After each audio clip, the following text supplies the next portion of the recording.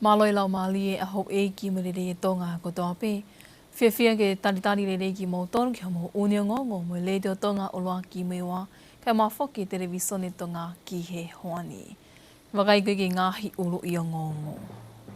Malolo tangata e ki ta ono hiwa lo tonga hana tauhia i malu i kau polisi i haptanga polisi i mu a. Mea ai palemia leo o whailunga i ai kakato i ngau ki hana whalele i o maanga vai o lo mai witi. Pea whamamawhai me potu ngau e mo uia maho inga ke to o mamawha he kakangi whanua. Hono ke i tahu e ngahi tūtu uni ke COVID i tahi waka uhi ke to o maha ke urutonga mawhola i he whanuani. O kuta iepe me ngahi o ngō ke he ana iangi whakatahi me tawakai ki he whamui taha koe me mala e o e sipoti pe he whoki ki he tuunga o e ea. Ka kau liliani polu tere me wakai ko ia ki he whakaiki ki.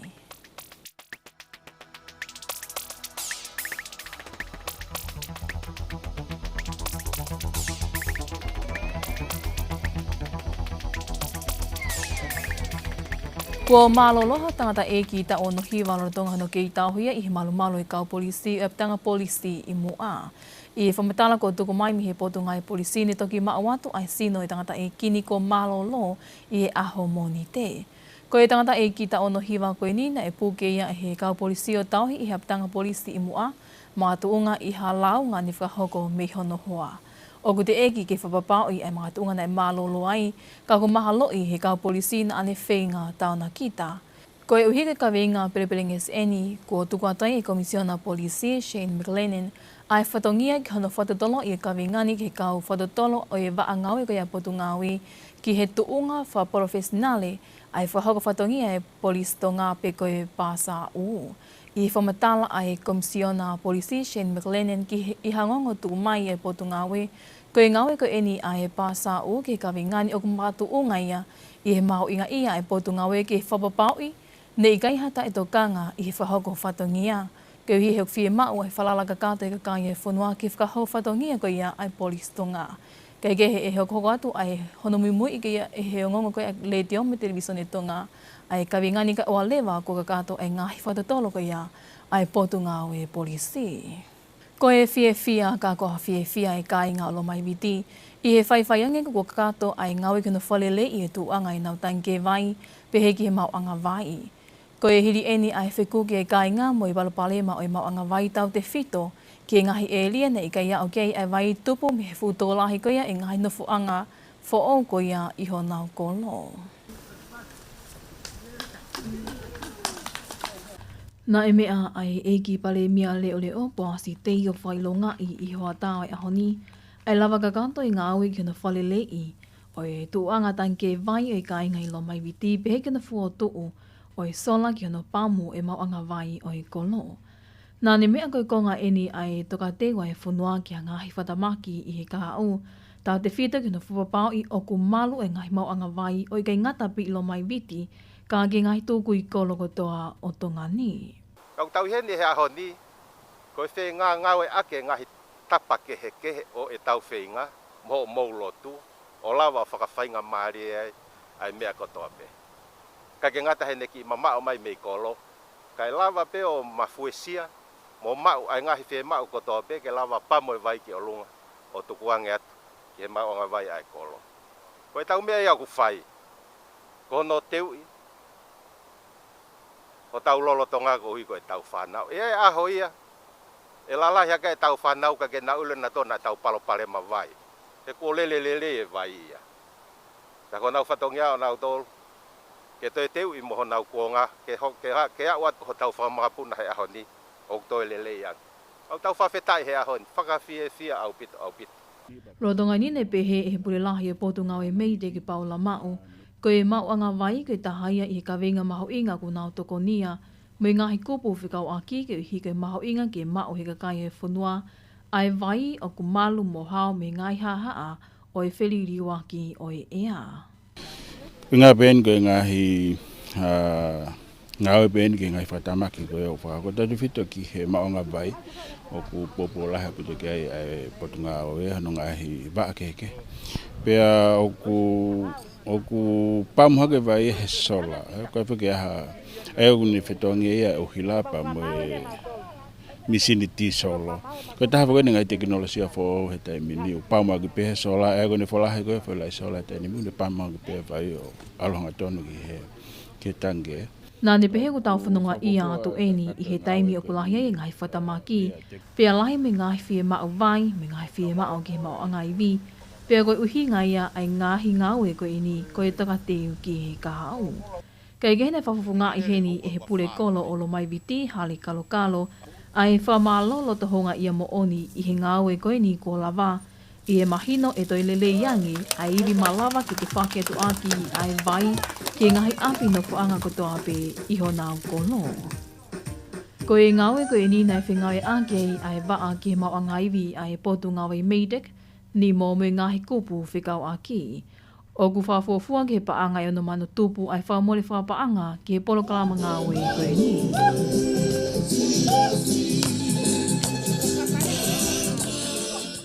O buia e tokanga mi he mātua tau hi whanau e ni ihi kau hi kau tuula vea ngofunga i mo ui longa i whanau ki e tau mahaki kau ni o kurutonga mawhola i he whanua. Ko e tokanga ai e mātua kau hi o ku tuula vea veili e mo ui na whanau ki he ki vai las o kau ni ko e rhinovirus mo e flu i he mahino o ku ki i lahia ngeia ai e whaingata ai ko ia i he COVID tahi wā. Nā e mau hea ngongo e le te oma televisoni to ngā whitu utaki mi he taha o e mātua tau hi whanau i hi fo TV tahu sia waoli lewa. Keo hiko toko ua i e ni whanau o kuako i he taha i ngā hilau tohi pule anga i hi fo. Pea ki kainke ni o ngō inonga mo fie maali e i he tukuato i ni whanau ki hea ko. Rotonga ai tō lahi ka kai kunau mo ua mi he to umahaki i koe ni. Nā ne pehe kutui pe ai mea malu i ke fufunga i ni whanau ka koe tokanga. Keo hi o kune sio tonu pe i he ikai tokanga ai ngahi mātua ai ni ihi. Mo i kau whai ako ke whamamawhain ki tamasi mo i tāhine ako kotoa pe ke tui ai mea malu i ko ia ki he fufunga i he taimi kotoa pe. O tau kei lanu mōri pe whoki ko hi ko e COVID-19. E koe kulawe a ku o ku ko lanu matai a ko tau atai na kakai. Koe kulawe i koe ni, koe kulawe koe ni ko hi koe wha aluma pe pungpongi. O no whai awe o ki uiki. Pau whaatari ai ke toki hua ai ako pau toki ao. Ukai ke toe ko tui maharu ka peseti e hiwanima. I he apea koe ni koe kena toe tui mea malui. Ngata pe i he pure ako o kune whai koe ne sivi koe ne he pongpongi mo ki mata pure whai ako tangata peta. Pako toe ngai kau whai ako whakamori mori atu pena mo i tengi ai mo tuani. Ka kou sio pau pe. Ukai ke toe whaha tui mea malui ia. Ako kore au pe ke he kakai whanua ke mo tau whetoko ni aki, i ngai tūtū ni ko iau taka mai me putungai moui, mo e putungai ako, ko hi ko e tau whānau, mo ki tau tolu pe whaki. Rotonga ni i hawhai ki eke ai ngonga le te oma televisone to ngā mo i tale ki tale le o i potungai mo ui te tā ana kau ola, nā ne whamamawha ia ia mahu inga ki kei hoko atu pe a hono tui ko ia mea malu i ki he whafunga, mono tauhi o i ngahi tutu ni ke COVID tahi wako i hiko i ngahi whaunga ta tau pe ia, ke whasikisi ake mawhola ai vailas fo o koe ni koe rhinovirus mo e flu. O kuai ai whakaamu. Ka pau o tau lava atu ki ngai whetu koe no whai ai u whetu whakatolai. Ko si mahino peo, ko si kamata e ako, kamata e lotu, kamata.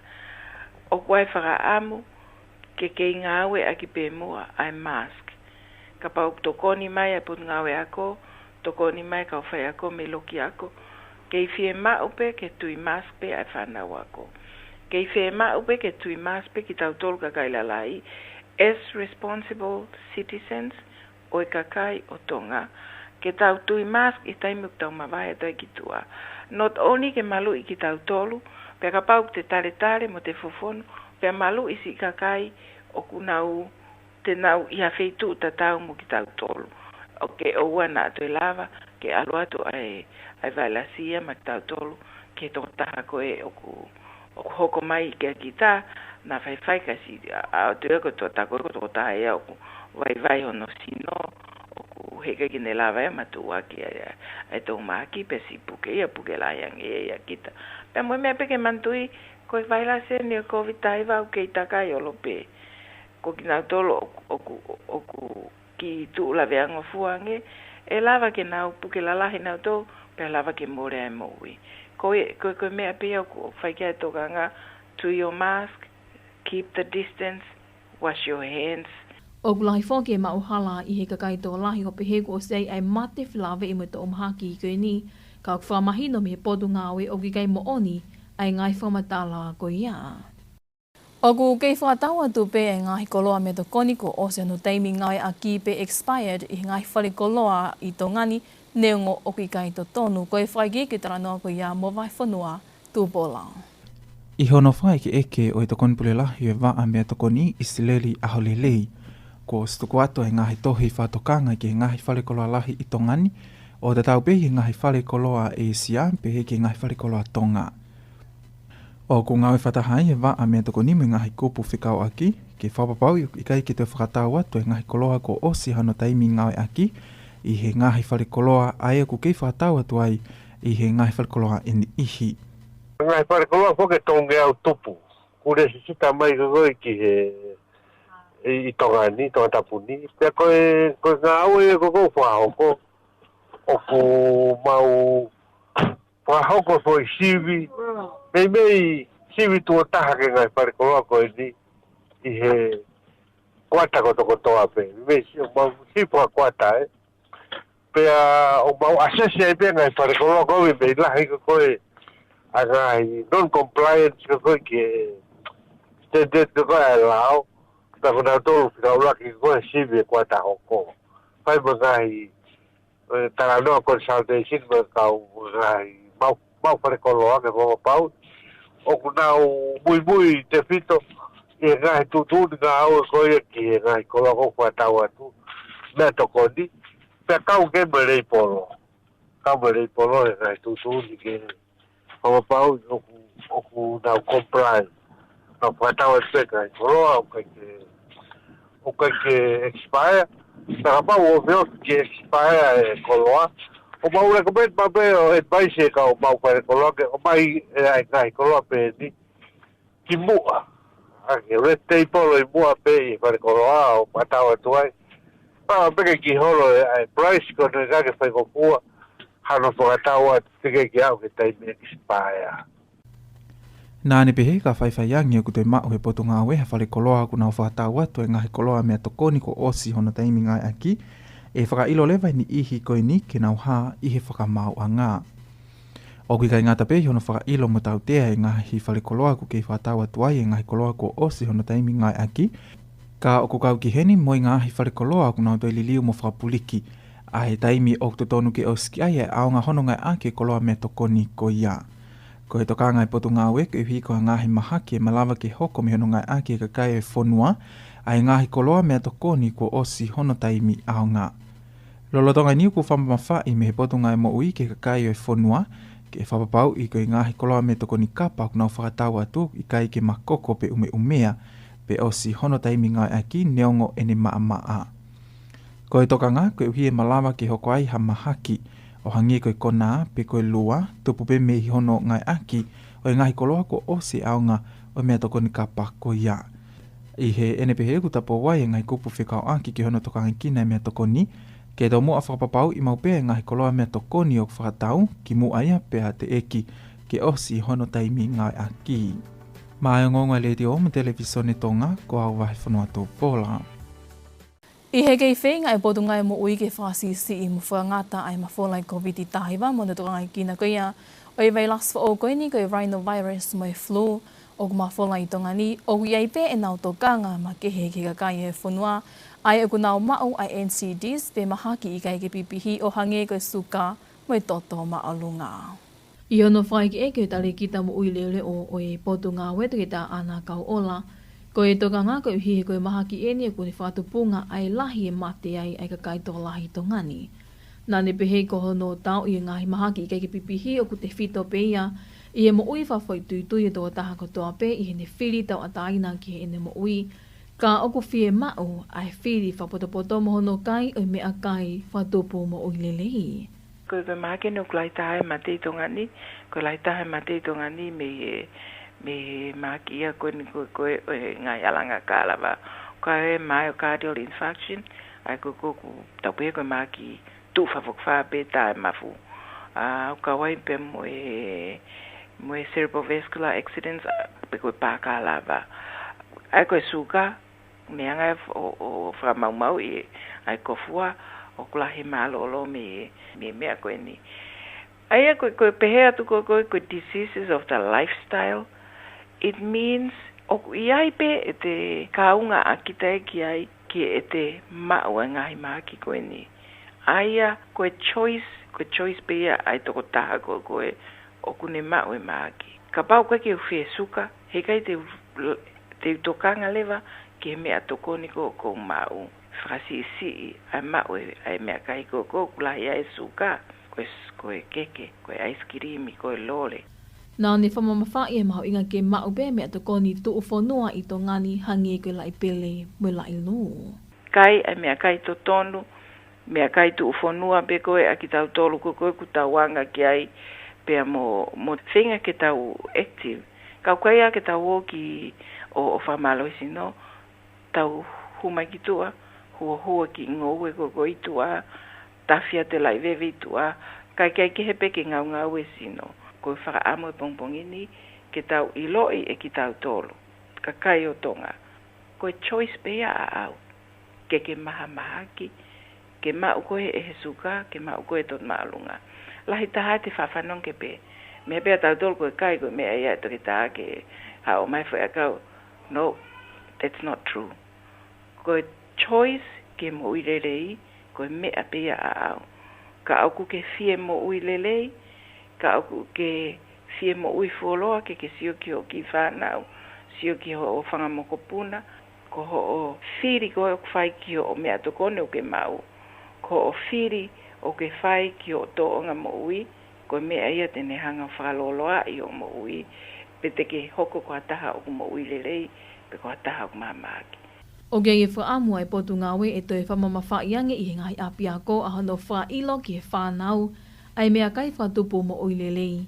Koe hiki tupu hake pe ai tamasi I me tāhine ko toa pe kone o sianga pe ki hono whiri mo mao mea kai whatupu mo oilelei. Pea ko tutu uni he kau maua whai kaya e paake Mount Smart o Akalani no Sila ke tapui au pito hatoi ho ai kau mamata wa inga mua hina si o ata hiria ai lawea toko tolu koe kau mamata wa inga I he ngau e pango hani I he kau poupou koe e timi mate maatonga a ke nau tolo e ngā hina si o ata mo I sea mi o lunga e grandstand ki nau tolo koe ana nau nofo I lalo. Vai whanua tu pola mo I whaikiki o taranua koe ia. I he ripoti ko tukumai me I he pule o e paake Mount Smart o Aukalani, James Parkinson, ko e liliu eni ke tutu uni ngāwe mat unga whima o ke liliu me ngai aki he kakai mamatawa inga, ai ngahi mea sio ata ki hono whaoai nau ngahi whakamamalohi ke pehe ke kawa malohi, ki hono ngai aki ngahi nau pelestiki. Pehe Parkinson ke ngahi kautaha o ngongo ko e tutu uni ko e ni he whakaamu ke ua te hoko ha palopale matatau, o hange ko ni hoko he whiawhine whitaulaki ai e time mate maatonga mo I kiwi anu sila. Aia ni hai kaumataha pule e toko tolu mo I whukatonga o kuna ukaka ki he whitu VIP o whinga huai e toko wakiloto kai tolongi e toko taha ai sea I he matapasi o ataluva o loki VIP ko ni o mawhahi. Ko e makuku mo I ulunganga pango ko ni nei wisi ai mo ui e kakaina I he elia ko ni tau te whito ki kakaina I he levolo ki lalo o I grandstand. I kai koe abe ka ne nau kamata I a hono tolo hifu e ngahi hina so ata ki kakaina nau tangutu I he levolo ki lalo. Ne kau I he kaulawe ai whiwhine fisio ai ne wisia hono fofonga me he tolongi e sina so ata koe ni nā ne pehe ne me toi koviangi o ka paune I kai malawa o tata awhi ngau e pango koe ni ai ni ihi o tau ka inga tonga I New Sila.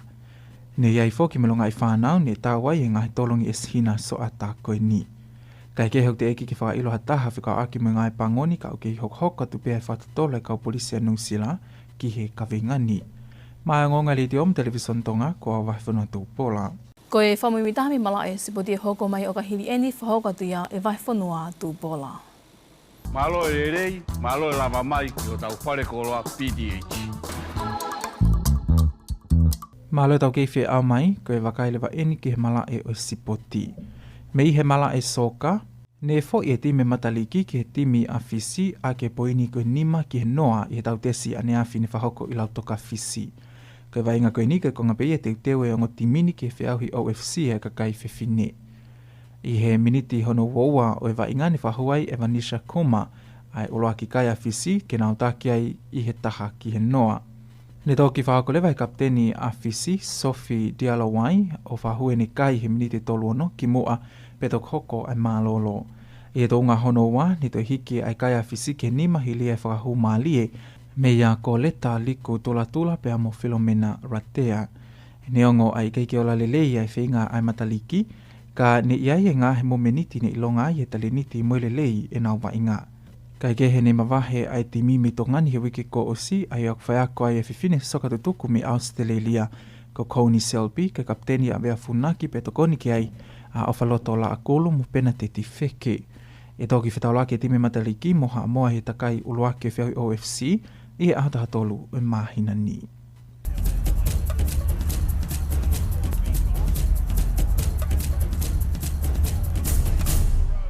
Mua pia tau māpai, te toi wakaingi pehen ki he ngahi ulu I o ngongo. Mālolo tangata e ki ta ono hiwaro tonga hanu tauhi e malu o I kau polisi e putanga polisi mua. Mea ai pale mia lele o whailonga I ka kato e ngawi ki hino whalele I o maanga vai o lo mai witi. Pea whamamawhai me potu ngai mo uia maho inga ke to o mamawhai ka kai e whunua hano kei tauhi ko ia ngahi tutu uni ke COVID tahiwa. Ko hi ko e to o mahaki ko niru tonga mawhola I he whunua.